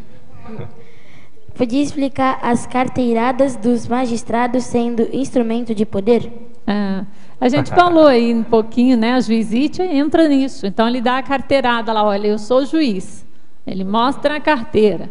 Então, eu posso entrar em qualquer recinto sem pagar. Tem alguns que querem utilizar dessa função, né, que ele exerce, que, infelizmente, é uma função extremamente importante, mas utiliza de uma forma errônea, né? Então, quer entrar em qualquer lugar sem pagar, ou dar carteirada. Você sabe com quem você está falando, né? Essa é a frase muito comum que alguns juízes, né, falam também. Então, isso é uma forma de carteirada. Logo embaixo, a toga judiciária utilizada desde a Roma Antiga, sem maiores reflexões contemporâneas. A toga judiciária, né? A toga judiciária é aquela batona preta, sabe? Lucas? Não, Nicolas. Aquela batona preta, sabe, Lucas, que eles usam assim? Isso é usado desde o direito romano. Então, hoje, eles continuam usando e não pensam muito nisso. Isso está ainda... por exemplo, nós já mudamos a nossa vestimenta, né, do direito romano para cá. O judiciário não mudou. Em Coimbra é pior. Não, no segundo grau, né? É em segundo grau. Na Universidade de Coimbra, então... Os juízes em primeiro grau, eles não usam. Em primeira instância, mas em primeiro grau. Mas em segundo grau, dos tribunais, eles usam a toga, que é essa roupa preta. E na parafatologia, na quarta linha, de cima para baixo, a inabilidade parapsíquica do juiz, do promotor de justiça e do advogado para captar os aspectos subliminares do conflito, na maioria das vezes ocultos pelas partes. Essa é importante, essa pergunta. Todas, né, foram, mas essa é interessante porque, em função da maioria dos juízes, ou até dos advogados, das partes que estão ali envolvidas naquele litígio, não terem conhecimento multidimensional, de consciências extrafísicas, né, processo energético, ela acaba não captando o cerne da questão. Entende? Então fica só no intrafísico, fica só na superficialidade, e nisso acaba não resolvendo o conflito. Aparentemente se resolve, mas multidimensionalmente não há resolução de conflitos nesse caso. Mas senão eu falo. Acho que tinha alguém lá em cima. Eu gostaria de falar. Você está um tempão, vai lá. Parabéns pelo verbete, Maria Eugênia. Eu gostaria de trazer um ponto aqui, né, que aproxima o microfone.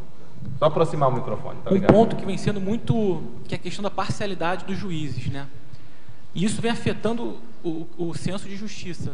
Muitos juízes vêm sendo parciais e vêm criando um verdadeiro caos, né, para as partes. E eu queria ver o que você acha no caso da parcialidade do juiz. É um processo extrafísico que afeta ele? É um processo de assédio da parte, do próprio juiz? O que você vê nesse caso?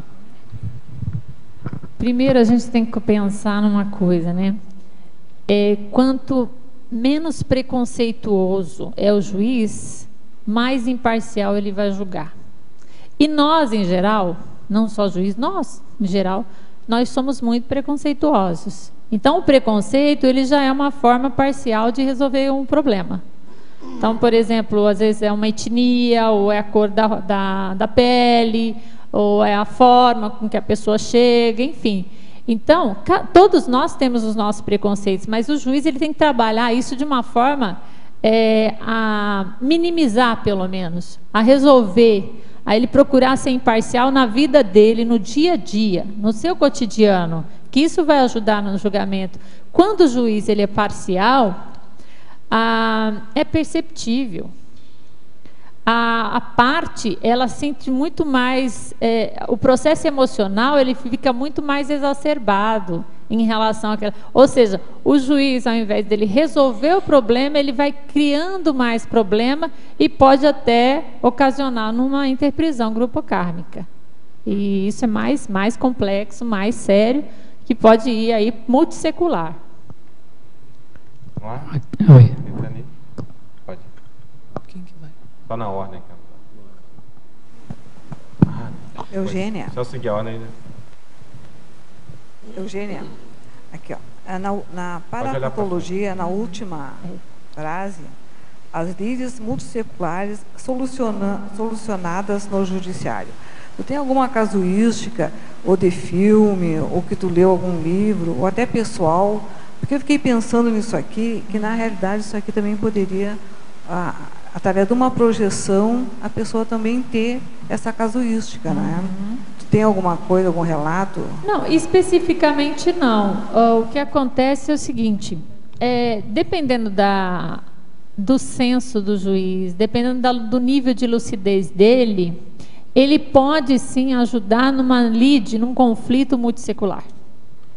Então, olha, a partir do momento que o juiz ele é imparcial, a partir do momento que o juiz consegue, porque a decisão, sentença, quer dizer sentir. E isso, ela não é colocada muito em vigor mesmo, assim, na prática. Porque ele não sente, ele vê as questões processuais, as provas, e não sente. Distanciamento. Há um distanciamento por parte do magistrado nesse sentido, mas quando ele está mais atento, ele está mais atilado para essas questões, ele pode, ao meu ver, né, eu coloquei aí ao meu ver, resolver questões multisseculares, e às vezes até ele estava envolvido nessas questões, nesses fatos, entende? Agora, especificamente, não tenho dizer assim, esse caso foi uma lide multissecular resolvida. Posso falar? Vamos. Tá, posso? Aqui em legislogia, aqui você citou convivialidade, a lei da impunidade, causa e efeito e outras. Aqui, nos dias de hoje, nós ainda temos a remanescência dessa do Talhão, da lei do Talhão? Ainda, infelizmente, sim. Né? Porque ainda nós temos introjetados, assim, cada um tem em si aquilo que, se ele fez isso comigo, eu também quero fazer com ele, entende? Então, assim, se matou alguém da minha família, também eu vou matar essa pessoa. Então, essa pessoa, tem gente que é a favor da pena de morte, né? Então, ele fala assim, bom, ele matou meu filho, então ele merece morrer, entende? Isso é reminiscência da lei de Talião. É o olho, que a lei de Talião é o quê? Olho por olho, dente por dente. Tirou o olho, tira também. Tirou o dente, também tira. Então, é uma reminiscência ainda nossa, que as pessoas ainda têm, quando tem esse clamor público pela justiça, né? E seria uma forma de melhorar aí as lides, seriam deixando de ter essas reminiscências. Alô? Maria Eugênia, eu vou ler alguns trechos para depois concluir uma pergunta que eu gostaria de saber a sua opinião. Na fatologia, você colocou conluio entre os poderes, depois o domínio do poder executivo sobre o poder judiciário. Aí eu estava procurando, eu gostei na teoriologia, a teoria do sistema de freios e contrapesos. Para quem ainda não sabe, né, não é da área jurídica, os freios e contrapesos, a divisão dos poderes executivo, legislativo e judiciário seriam justamente se algum poder se exaltar, tiver alguma impropriedade de sua atuação, o outro poder o limitaria.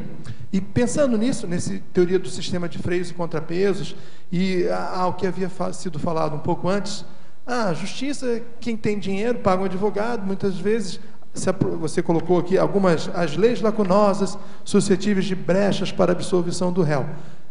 Juntando tudo isso que eu falei, eu fiquei pensando, né? Eu ia fazer uma analogia. O voto censitário existiu no nosso ordenamento jurídico até na primeira Constituição Geral dos Estados Unidos, de 1787. Esse voto censitário significa que a pessoa tinha que ter uma condição mínima econômica para ter o direito de voto. Então, pensando nisso, por vezes a analogia da justiça censitária.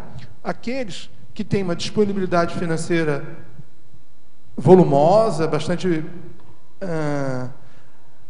pronunciada, eles não vão sofrer os rigores da lei, né, por assim dizer, que vão pagar algum advogado que vai dar um nó, ou então vai ser tanto tempo adiado. A minha pergunta, agora, objetivamente, depois de ter colocado todos esses traços, quando vemos em alguns filmes de Law and Order, aí tem o MP, o Ministério Público, ou até alguns cargos de juiz, em que são eleitos. Eu falei dos três poderes, por quê? O Poder Executivo e o Legislativo são cargos eletivos, são eleitos, há uma votação, um voto que não é mais censitário. E o Judiciário, durante a realização do texto do verbete, e vem todas as outras coisas bonitas, inamovibilidade do juiz, a imparcialidade, a gente sabe que o juiz tem que ter a segurança de julgar, né, porque ele vai julgar e vai ser depois deposto, mas você pensou o cargo de juiz, alguns cabimentos, quando haveria pertinência ou não da pessoa ser eleita para ocupar um cargo de juiz, em que circunstância? Eu não sei se você fez isso, mas era um dado que eu achei interessante de trazer para a discussão do Poder Judiciário. Eu não tenho muito. Infelizmente, a gente tem questões sociais, passeando um pouco pela sua oratória aí, que ocasionam todos esses problemas, né? A Reinalda falou aí que existe um problema de educação, né? Tudo tem que começar pela educação jurídica, educação em relação às leis. Mas eu penso, ao meu ver, para o juiz ele ser investido nesse cargo, nos Estados Unidos é cargo, em alguns estados, a maioria deles é cargo eletivo, né? Aqui nós não temos condição de fazer isso. Ainda bem que não é eleição. Então, existe o concurso de provas e títulos, né, que o juiz é submetido, mas, além disso, eu penso que deveria ser mensurado mais a questão do bom senso, que é difícil você mensurar em uma pessoa, né? Como é que você vai mensurar o bom senso, né? A ética dessa pessoa. É claro que eles analisam, veja, o concurso público é bastante criterioso. O histórico de atuação, né, daquela pessoa. São 5 provas em geral que eles são submetidos, né? Mas mesmo assim eu vejo a falha nessa questão do bom senso. O TOEFL, eu não sei se passou nessas 5 exato, provas. Quer exato. dizer, alguns a gente teve, pode dizer que não. Ele não passou nas provas de juízo. Existe o 5º constitucional que o... Só na sabatina. Né? Então não teve prova, né? Que o juiz, no caso, ele entra no judiciário pela janela, a gente pode dizer assim. Pelo 5º do... Se você me permite, Maria Eugênia, uma breve interrupção,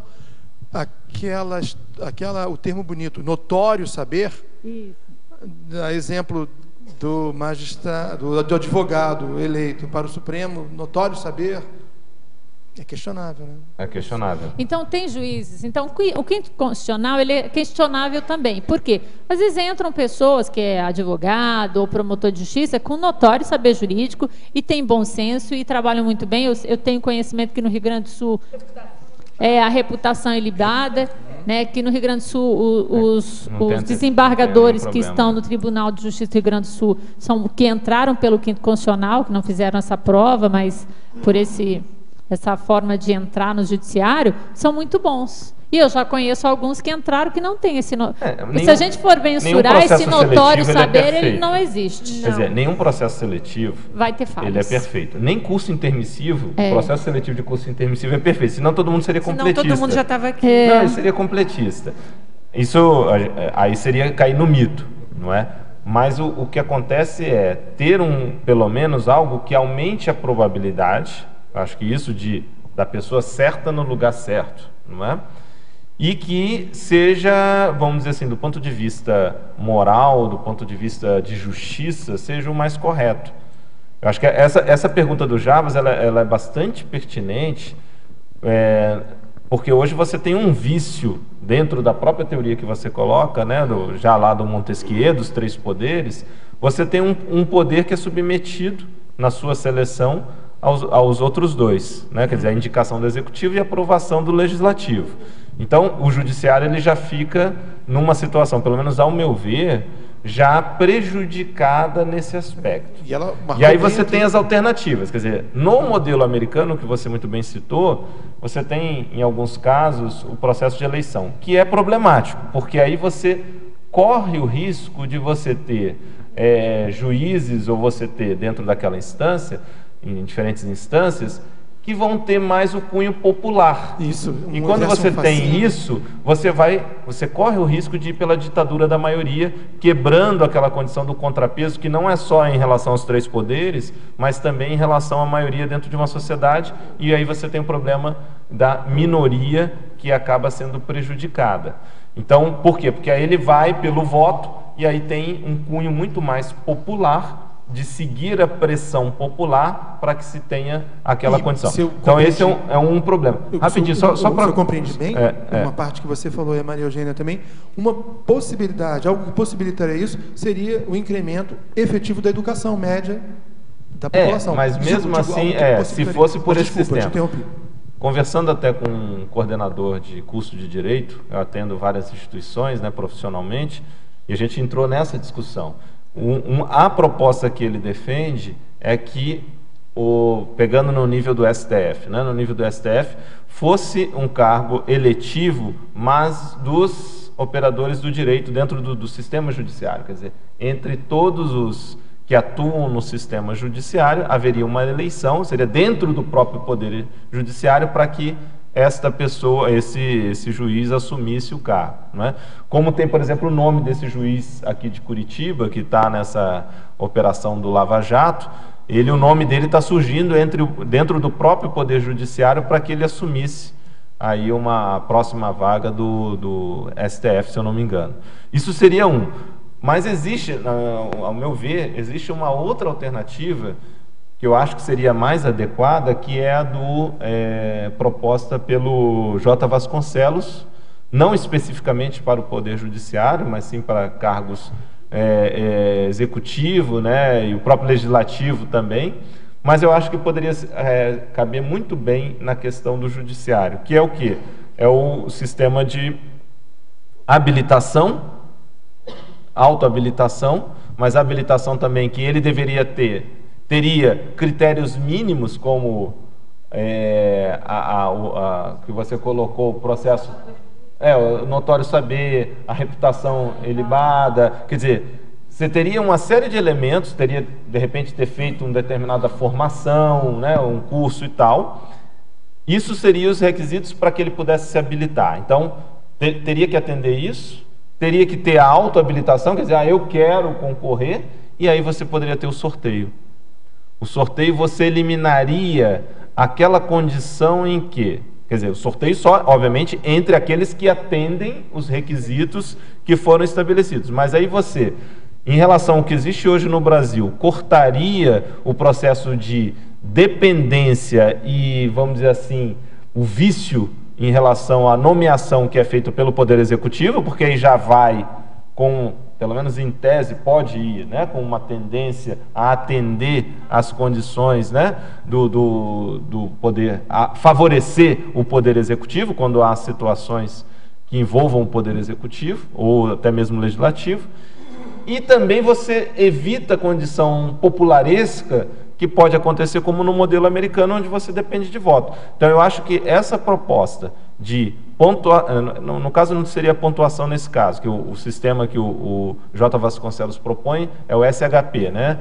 Que é sorteio, habilitação e pontuação. Mas pontuação nesse caso aí não seria mais habilitação, que aí envolve a autohabilitação e o sorteio. Eu acho que essa sim seria uma proposta de resolução. Eu imaginei que seria bom nós enfocarmos isso. E um último dado, pela exposição do Lost também, poderia ser contemplada essa questão ou não da vitaliciedade, porque proposta também do J. Vasconcelos, fazer esse rodízio. A pessoa ocupa o cargo eletivo durante um tempo, não poderia se submeter a uma reeleição, mas, por exemplo, vamos dar uma hipótese. Então a pessoa ocupa durante 10 anos aquele cargo na magistratura, e depois tem o rodízio, ele não vai poder mais se candidatar, havendo outros profissionais, ele não vai ficar vitaliciamente no cargo. São todos os dados que a gente lança a público para a discussão.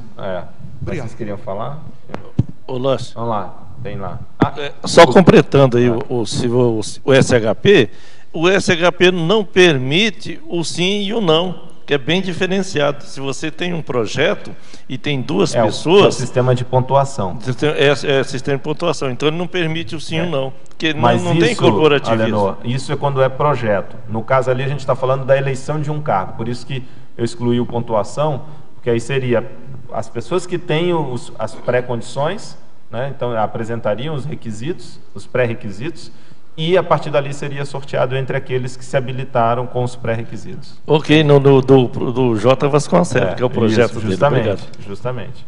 Na realidade, o judiciário ele tenta, né, melhorar as questões aí em relação ao concurso público, né? Mais recentemente teve a necessidade de 3 anos de atividade jurídica, porque às vezes o recém-formado entrava sem muito conhecimento mesmo, e até maturidade, se bem que maturidade é uma coisa relativa, né?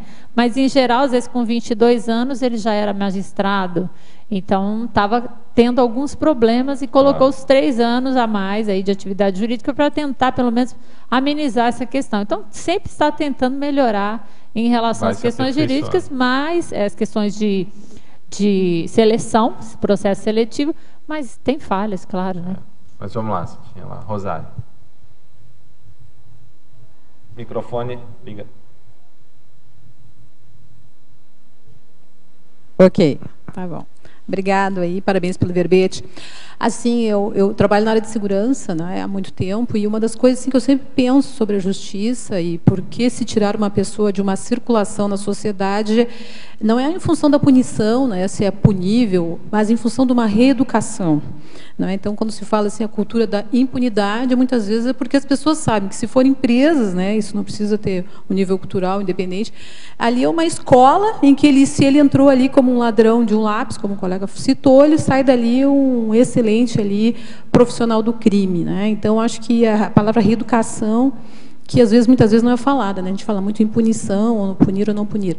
Mas dentro desse aspecto se fala muito agora também sobre o menor em conflito com a lei. E eu queria saber a tua opinião sobre qual a idade em que o menor de 18 anos ele já estaria ali em condições de responder pelos seus atos, ou dependendo do tipo de crime, porque se ele cometeu um homicídio com 17 anos, 11 meses, 29 dias, ele simplesmente ele vai, daqui a pouco, da ficha dele vai ficar tudo apagado, e como se nada tivesse acontecido. Qual é a tua opinião sobre o menor? Qual é a idade que tu acha que seria ideal? O sistema carcerário do Brasil é caótico, ele é medieval, como já falou o ministro da Justiça, certo? Lembra disso? Haja vista Pedrinhas, no Maranhão. Exato. Então, você vê, se o sistema carcerário ele já não abrange os maiores de 18, imagina no caso, se começa, eu também, o sistema de proteção, entre aspas, ao menor também não funciona, eu não vejo, ao meu ver, eu vejo que diminuir a idade penal não vai me ajudar nada. Por quê? O que precisa é resolver as questões de base. Quando ele é um menor abandonado, como é que vai se resolver o problema para que esse menor ele não venha a delinquir? Então, isso não se tem um projeto nesse sentido, né? Sério, assim, ó, vamos começar a pensar num projeto a longo prazo para que essas crianças menores abandonadas, elas tenham outro caminho. Existem alguns projetos isolados, né, que a gente sabe, em comunidades, aí, em favelas, que ajudam, mas não abrange todos eles. Então, ao meu ver, diminuir a maioridade penal não vai resolver nada. Aliás, ela vai sobrecarregar mais o sistema carcerário, que já não abrange a demanda atual, né? Então, eu penso dessa forma. Aqui, botou. Parabéns aí pelo verbete, estou muito feliz de te ver aí. E falando em projeto, né, na quinta linha, na quinta página, em aperfeiçoamento, eu queria que você falasse do projeto número 23, projeto Justiça Terapêutica.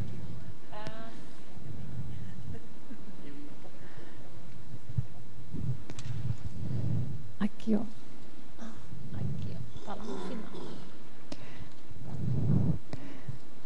Porque eu achei interessante essa sessão aperfeiçoamento, porque é uma forma positiva, né? A gente falou muito das questões negativas do Poder Judiciário e tudo. Dona Reinalda trouxe a questão da reeducação. Daqui. Eu acho que esses projetos, eles caminham nessa possibilidade de algo que vem do social, que seja positivo, né? Tá. É um projeto implantado no Tribunal do Rio Grande do Sul, né?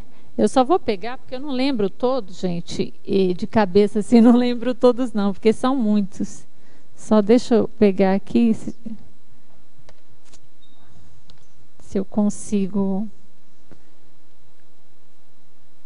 Só para explicar melhor, né? Porque senão às vezes falta alguma coisa, ou eu confundo uma coisa com a outra. São vários projetos, né, que são feitos com o objetivo de melhorar as questões afetivas, né, entre os litigantes também. Então, a gente tem aqui a justiça terapêutica, ela visa melhorar a condição, não se preocupa só com a questão processual, né? Vê se você consegue achar. Não se preocupa só com a questão processual, mas com a questão de curar aquela mágoa, aquele dano que foi causado, para que a pessoa consiga, vamos colocar assim, entender melhor o processo e sair de uma forma mais satisfeita, né? Então não se preocupa só com a forma em si, só com a questão processual. Seria isso aí. Em tese, em resumo, né? Que aí...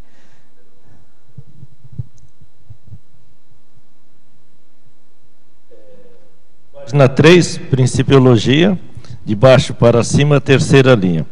O princípio da cosmoética destrutiva. Esse princípio é bastante conhecido aí para nós, né? O que não serve, não serve mesmo. O professor Valdo já fala essa frase. Então, o que não tem utilidade, ele deve ser destruído. Agora, a cosmoética destrutiva, ela destrói com objetivo assistencial. É diferente. Não destrói com objetivo de causar dano a alguém, mas com o objetivo de resolver problemas, resolver os conflitos. E aí entraria a cosmoética destrutiva, né? Destrói aquilo que não serve, aquilo que não está sendo benéfico. Obrigado. Ok. Vamos lá, quem é? Vocês têm aqui? Tem alguma? Vai lá, Nicolas. Na Teoriologia, página 3, segunda linha. Podia explicar a teoria zetética do direito? A teoria zetética é do tempo, né? Em relação ao tempo. Finalístico, né? Isso. É o objetivo, né? O objetivo da lei. Qual é o objetivo do direito aqui seria? Quer explicar mais alguém aí? Quer explicar mais a zetética? Ou é isso mesmo? Só? Tá bom. Né? E paradoxologia o paradoxo de o direito poder matar através do Estado, no caso de pena capital. Essa é ótima também. Porque qual o paradoxo, né? Se é fazer justiça, como é que o Estado, né, através no caso aí judiciário, ele teria, não é o nosso caso aqui no Brasil, mas em alguns países existe a pena de morte. Isso seria a pena de morte. Então, poderia matar por meio de Estado, ou seja, ele teria a legalidade de matar alguém. Então, isso é um paradoxo, né? Como é que é um poder que é para fazer justiça, ele mata alguém, causa dano, né, a alguém. Contradição mesmo. Maria Eugênia, aqui na página 2, na fatologia, lá embaixo, na 10ª linha, de baixo para cima, mais à direita, se coloca a condição dos juízes pedófilos. É tanta coisa que a gente lê no jornal que essa passou batida, eu não li. Você podia falar para a gente qual que é essa condição? O que está acontecendo aí? Essa notícia eu não vi. Existem algumas notícias, principalmente no norte tem mais. Amazonas, né? Acre também teve, né? Tanto o judiciário quanto o procurador de justiça envolvido em pedofilia. Ou seja, aí é um contrassenso, é o paradoxo, né? Que alguém que está num cargo para julgar, inclusive ele pode estar na vara da infância e adolescência ali, e ele sendo pedófilo. Então é uma condição seríssima essa, né? Que existe, ainda bem que isso é exceção, né? Podemos dizer assim, mas existe alguns casos, eu li alguns casos, principalmente no norte. Só para fazer eu induzi um pouco a Maria Eugênia. Às vezes eu próprio guardo erroneamente o significado. Falei da zetética, né, o objetivo ou a finalidade, só para pegar uma colinha aqui, né, a teoria zetética do direito. E é curioso, tem a ver com a Verpon. Pode ser entendida pela oposição à teoria dogmática do direito, onde determinados conceitos e fatos são simplesmente aceitos como dogmas. Em oposição, a zetética é o que nós procuramos fazer aqui também, né? Coloca o questionamento como posição fundamental, o que significa que qualquer paradigma pode ser investigado e indagado. Qualquer premissa tida como certa pela dogmática jurídica pode ser reavaliada, alterada e até desconstituída pelo ponto de vista zetético. Eu falei errado, peço desculpa aí a Maria Eugênia quando ela estava perguntando, né? Eu falei da finalidade. Então, mais corretamente, a zetética é esse questionamento. É que deu um branco, né? Mesmo na hora. Eu também fui meio de bate-pronto, querendo ajudar. Desculpa se atrapalhei. Tá bom, obrigada. Não, você ajudou agora. Maria Eugênia, você viu a completa pertinência a Verpom? Tudo pode ser porque no direito não se questiona. Dogma, né? A doutrina é fechada, né? Não, acabou. Exatamente. É em oposição. Obrigada, Jarbas. A teoria dogmática do direito. E a última colinha, né? A palavra zetética possui sua origem no grego zetem, que significa perquirir, enquanto dogmática, originada também do grego, significa doutrinar. Tudo a ver com a Verpom. Tudo a ver. A fase enfática, eu gostaria que você fizesse um comentário sobre ela. É bom ler. A morosidade e a miopia cosmoética do Poder Judiciário no Brasil. Produto da estrutura orgânica, administrativa, anacrônica.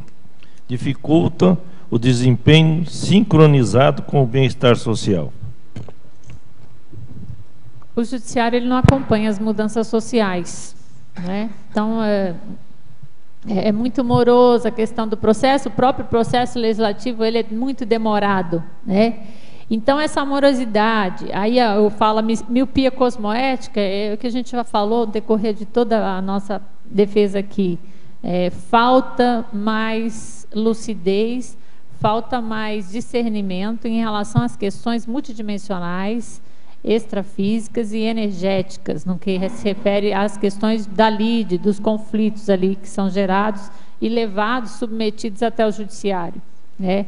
Então, ela é produto dessa estrutura, né, anacrônica, porque é ultrapassada, né, não acompanha. E aí dificulta o desempenho sincronizado com o bem-estar social, porque a sociedade ela se sente injustiçada em razão dessa própria morosidade, dessa própria falta de lucidez dos próprios julgadores em algumas situações aí. E aí depois eu já pergunto, né? Você, leitor ou leitora, está satisfeito com o Poder Judiciário atual?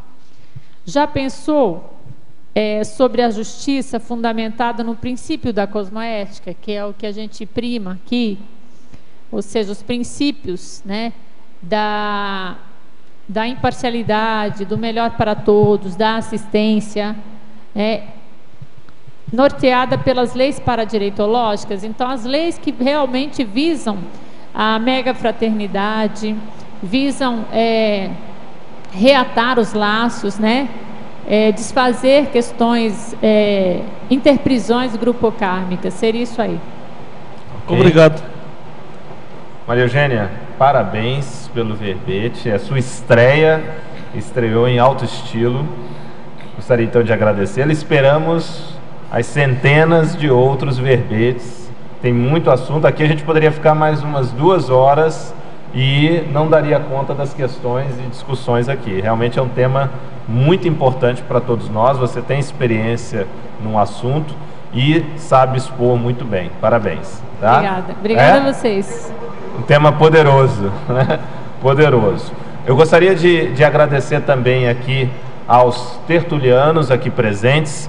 Gostaria de agradecer aos teletertulianos, agradecer a equipe da Enciclosapios, o Eucárdio está aqui, agradecer também a equipe de suporte, professor Robson, professor Christian, e vamos aos nossos comerciais e até a próxima oportunidade. Amanhã estarei aqui novamente. Muito obrigado.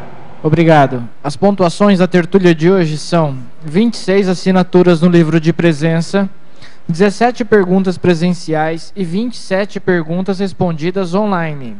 Hoje nós temos um recado. A Dalva, concurso Reciclagem das Posturas Monárquicas. Boa tarde a todos. O CAEC convida a todos para participarem do curso no período de 2, 3, 4 de janeiro, Reciclagem das Posturas Monárquicas, com a temática Monarquia Hispânica. Este curso visa estudar o temperamento, promovendo a reciclagem de traços fardos monárquicos, estagnadores da evolução.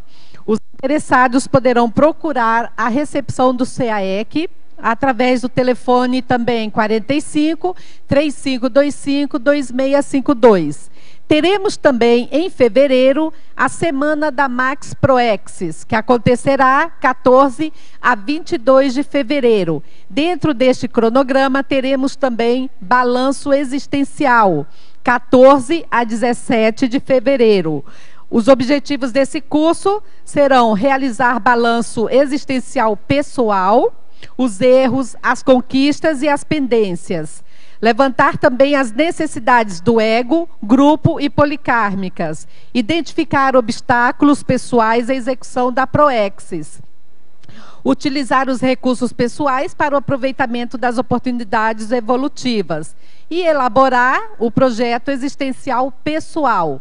Os interessados poderão procurar também a recepção do CAEC, código de área 45 3525 2652. Obrigada a todos, boa tarde. Para amanhã, teremos o verbete Escravização Humana, especialidade Sociologia, e a verbetógrafa Juliana Costa. Muito obrigado e boa tarde a todos.